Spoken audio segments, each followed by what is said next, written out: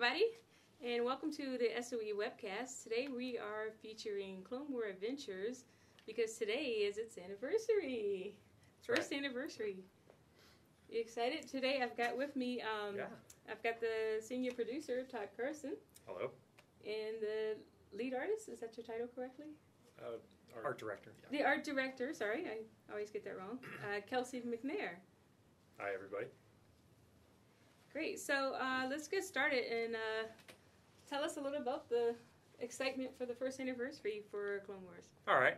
Well, we launched last year on September 15th, and this is our one-year anniversary. It's right before Season 4 of the Cartoon Network TV series begins, which is tomorrow on the 16th. One of the things we're doing for the anniversary this week is if players log in anytime from Monday on the 12th through today, when they log in for the first time, they get 5,000 galactic credits. I got mine. Very good. And then tomorrow, we're going to be giving 2 pistols from Captain Rex. They're chrome-plated pistols, the Vigilance and Negotiator, I think they're called. Yep. And they'll get both of those when they log in. So anybody who logs in tomorrow is going to get these 2 pistols. If you can't log in tomorrow, they will be for sale in the marketplace. To everybody else later. Not for, I think, only 300 station cash, so not very expensive. Great, we'll put up news about that. Yeah. But so we're celebrating the anniversary all week, and then the launch of Season 4 tomorrow as well. And we have a big update tonight. I think that might be on your list later, so I won't talk about it right now. Okay. But yeah, we got some really cool things going on this week. Awesome. And in the community side, we've been hosting tons and tons. And did I mention tons of in-game events? I just got away from one. So what we have coming up is right after this webcast, we have a members-only trivia in the Officers Club. So go hang out in there. You'll make sure you add Emissary Event to your friends list so you can teleport directly to us. And then later on tonight, as soon as I get home, we will be doing a dance party. So it's due to start to 8 o'clock pending traffic. So, which we get a lot of here in San Diego. And then we've got events tomorrow. I just put up a post on the forums, so go look at the gameplay discussion thread so you can sign up a group to participate in the episode reenactments. And what that means is you can take a group, like we can go up there and we'll reenact one of the episodes from Season 3. And it's going to be a lot of fun. So I'm excited to see. I know people are already signing up for it, so we've got that coming up. And where do they tomorrow. Go to sign up? It's on the forums under gameplay discussion. There's a discussion thread, sign-up thread for it. Yeah, and we have another dance party tomorrow as well. Cool. So that's what we got going on. Very awesome. And the anniversary is a wonderful thing. Speaking of the update, let's just dig right into that. All right. Well, the update is going to start tonight around 11 p.m. Pacific time.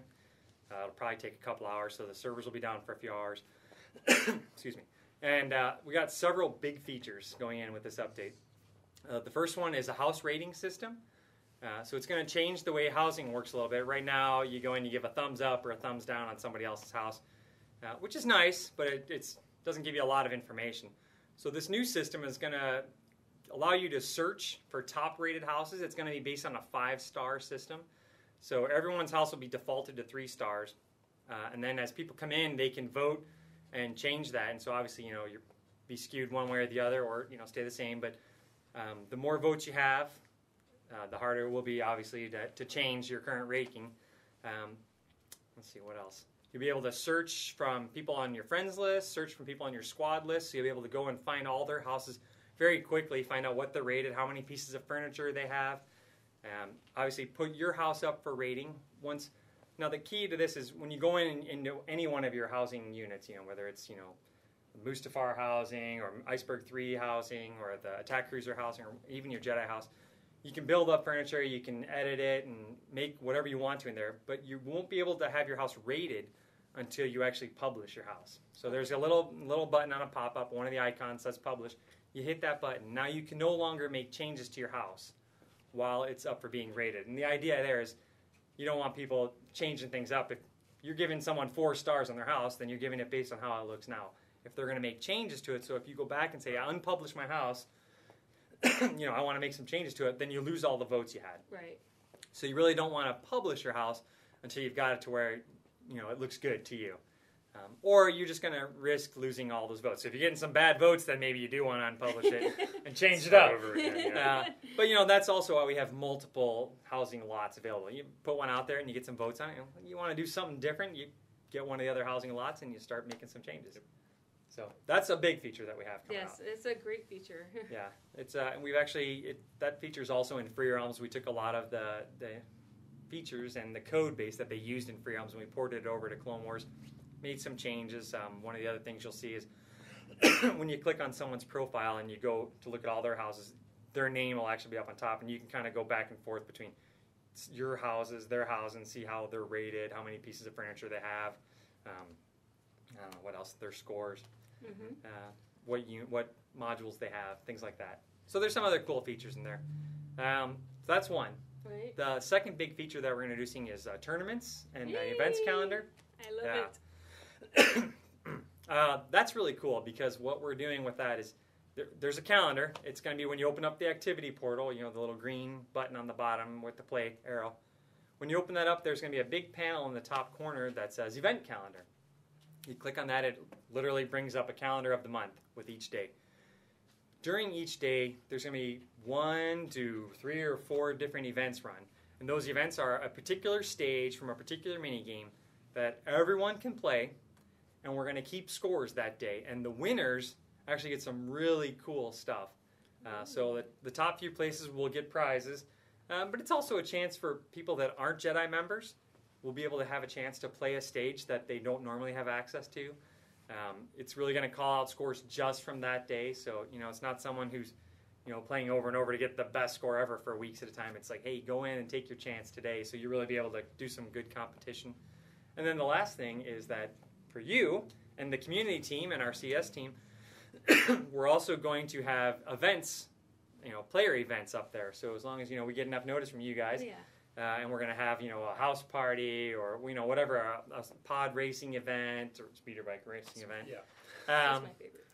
We'll be able to post things like that in advance as well. So players will be able to go out there and check ahead and say, hey, I see some things listed for next Wednesday, and they go ahead and look, and now players can plan for when the events are going to be. So, right.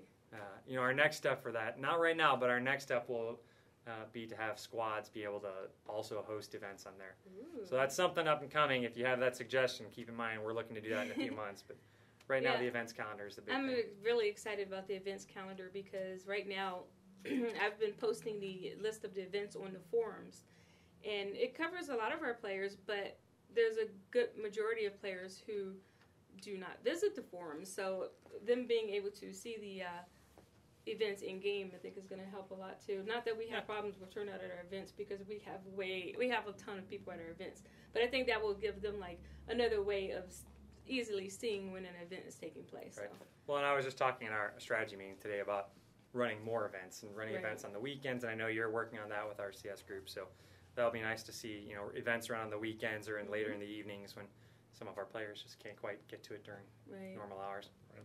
Yeah, and I'm also excited about the tournament system as well because with the listings of the rankings of like who people are getting into tournament systems, I like to be able to feature them on the website, feature that list of top whatever on the website. That'd be cool. Website or on Facebook? On Facebook. Our Well, Facebook we put it on the page. website and link it to the Facebook. So.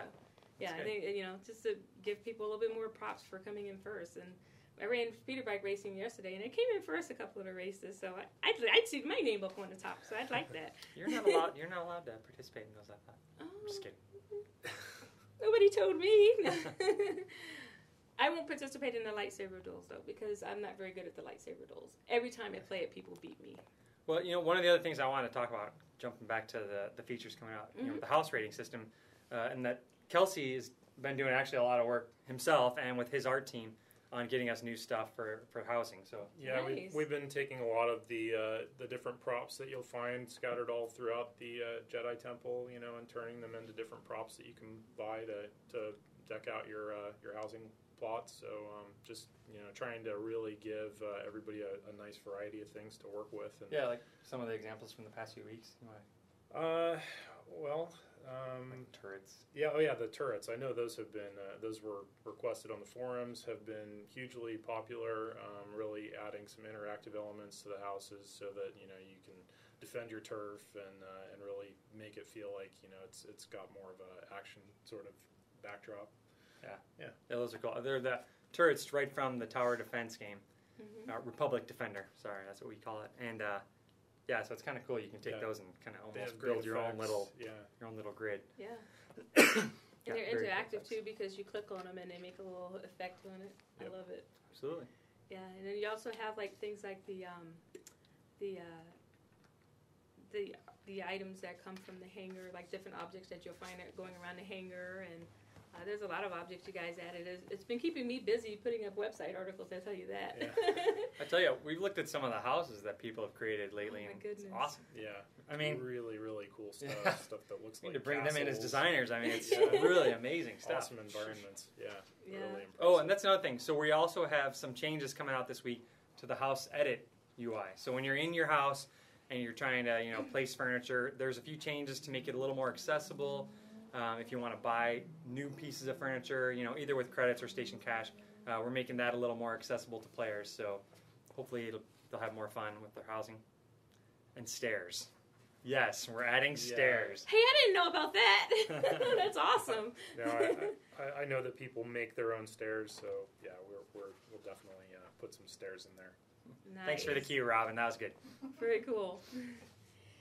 So, like with the player housing edit things, I found it very convenient because if you want to just work on turrets, you can go in and click on the turret list and see all the turrets that you're actually going to place, as opposed to scrolling through all of your items. So I found that very handy, and I was playing on our internal server. And then when I went to the live server, it wasn't there. I'm like, where'd it go? It's like, oh no, where'd it go? So I was glad to see that was going to be released very quickly, because it made me sad not seeing it. I love it. It's great. We'll actually have a website article highlighting on how to use those features as well. So for the house rating system and for the house edit mode. So let's see what else we got going on. We've got new mini game. Yeah. Aquatic Assault. It's going to be a 2D mini game. Takes place underwater on Mon Calamari. You'll get to fight against some new guys that you'll be seeing in the show this week. So. Yeah, that game won't be ready probably until the end of September. Okay. But it is going to be tied into the storyline that's coming up in the series on this Friday and the following Friday. So that'll be kind of neat. So, check out the TV series, check out the Cartoon Network show on this Friday night and next Friday night. And then the following Friday night, most likely you'll be able to jump in and play that game. One of the other things you can do right now, though, which kind of leads into what we did over the summer, was if you haven't yet played Mission on Iceberg 3, check that out. Because that is actually the storyline that happens before the Season 4 episodes. And it was really cool. We got to work with LucasArts and Lucasfilm, and actually Dave Filoni, who's the supervising director of the TV series. Wow. And he worked with our lead designer, who couldn't make it today because of this publish, but he worked with our lead designer on creating the story. And so it's really neat. I don't want to give too much of it away for people that haven't played, but you see some key figures and some people that are going to be in the series and some that didn't make it to the series, and you get to see the whole storyline of how the Separatists came into the Mon Calamari system, why they're there, what happened while they were there, and it directly leads you to what's going to happen on the TV show this week. So it makes you feel like you're part of the storyline by going through it. Exactly. And the environment, Iceberg 3, that you'll get to go to, Clone Wars Adventures is the only game or anywhere else of the Star Wars universe that has appeared in. Yep. Wow. So came right from the minds of the Lucas folks, so it's really cool. Yep. And then when you guys put in the Mission on Iceberg 3, you also added in the Iceberg 3 lot, which is awesome. Right. Yep, that's true. Players have made a lot of cool things on there, like ice castles. Yeah. You know who I'm talking about. That's awesome. There's some really cool houses on there, and I just ran a race event and built a racetrack on one of mine. So let's see. We also have the Season Pass going on. Can you give us a little information about the Season Pass? Well, the Season Pass is it's a Jedi membership plan. It's a non-recurring plan, so it's a one-time purchase. It's $19.99, I believe. Mm-hmm. And basically it gives players access to all the content that you get with Jedi membership. All of the credit items that you can't equip if you're not a member, a lot of the gameplay, which is restricted to usually just the first few stages of a game. And with a membership, you get all those stages to play. And it'll give you that from whenever you purchase it through the end of the TV series, which I believe is like March 31st or April 1st. March 31st. One of those days. So it gives you basically about 6 months worth of gameplay if you're if you're buying it now. Right. So it's really, really good deal. And we're seeing some pretty good uptake already on it. Awesome. It's because it's such a good deal. Let's go buy it. Let's go buy it. Let's see, do we have anything else coming up in the game? Anything else? Oh, there's a lot of cool things coming up. always But new we don't want to give too much things away you're not today. supposed to talk about? Yeah, we give We want to know. Nobody will tell anybody. No, really, the big thing, we have our big update is coming out today. Right. We will continue, Kelsey's guys and our designers are continuing to work on new stuff that ties in with the TV series. Every week we've got new items, a new game coming up in a few weeks that directly ties in with what's going on in the TV show. Mm-hmm. So it's really great, and we've got a great relationship with the Lucasfilm folks, and they let us see the shows in advance. Ooh. We look at what's going on. We pick out some really cool items. We work with them on upcoming characters. We make holo projectors, all kinds of stuff for the players to do. Stuff for their house, stuff for their characters, games. Anything we can, we do. And we take it from those episodes that we see earlier. We make the assets directly from the assets they use in the TV series and try to have it in game right at the same week when the show's airing. That's such a unique concept. I just when I first took on this project, I was like, "What? Really?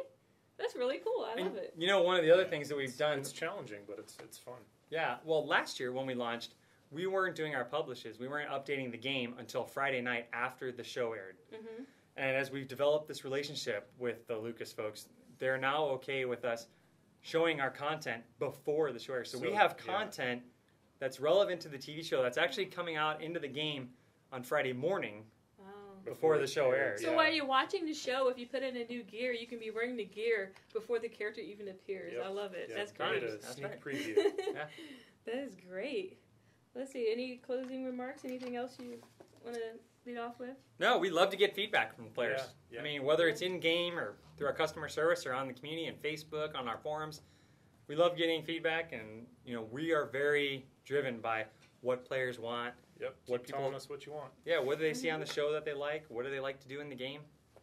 Yeah, so where you can put your feedback, and the best place is on the forums is under a section called suggestion and bugs. Generally, we get mostly suggestions in there, and people have some awesome suggestions, and that's really where some of the items that they've been putting in recently came from. So if you have a really cool idea, your best place to put it is under suggestions and bugs in that forum. And if you're underage and not able to do that, it's also good to communicate through our customer service. Right. You can. And they send us suggestions quite frequently. Yep. Yeah, and about anytime you things to do. see any of the emissaries or the customer service reps in game, you can talk to us, and we pass it along to these guys Do that as well. Yep. Yeah. Okay, well, we want to thank you guys for joining us today, and just close it out by saying happy anniversary, Clone War Adventures, Happy to everybody anniversary. that plays it. Cool. Thanks. Alrighty, thanks. See you guys next time.